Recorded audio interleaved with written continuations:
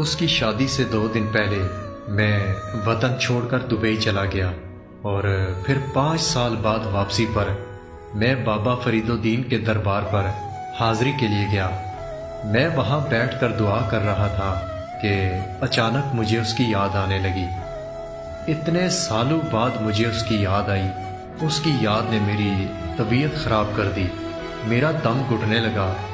میں دربار کے ایک کونے میں جا کر بیٹھ گیا۔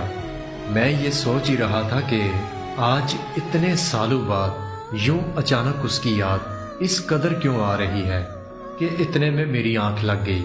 پھر جب میری آنکھ کھلی تو وہ بالکل میرے سامنے کھڑی تھی۔ میرے لیے یہ کسی معجزے سے کم نہیں تھا، کیونکہ میں تو کبھی سوچ بھی نہیں سکتا تھا کہ ہماری زندگی میں کبھی دوبارہ ملاقات بھی ہوگی، اور مسکراتے ہوئے بس میری طرف ہی دیکھے جا رہی تھی۔ اس سے پہلے کہ میں اس سے کوئی بات کرتا، اسے کسی نے آواز دی اور وہ وہاں سے چلی گئی۔ میں اس کے پیچھے جانا چاہتا تھا، لیکن مجھ میں اتنی ہمت نہیں تھی کہ میں اپنی جگہ سے ہل بھی سکوں۔ ماضی کی جن کڑوی یادوں کو ختم کرنے کے لیے مجھے وطن چھوڑنا پڑا تھا، وہی کڑوی یادیں پھر سے میرے اندر زندہ ہو چکی تھیں۔ میرا ہر زخم پھر سے تازہ ہو چکا تھا۔ میری حالت مزید خراب ہونے لگی اور میں بے ہوش ہو گیا، اور پھر جب مجھے ہوش آیا تو میں پھر سے وہی لیٹا ہوا تھا۔ دربار سے گھر آ کر میں ایک عجیب سی کشمکش کا شکار ہو چکا تھا کہ دربار پر ملاقات محض ایک اتفاق تھا یا پھر خدا کی مرضی۔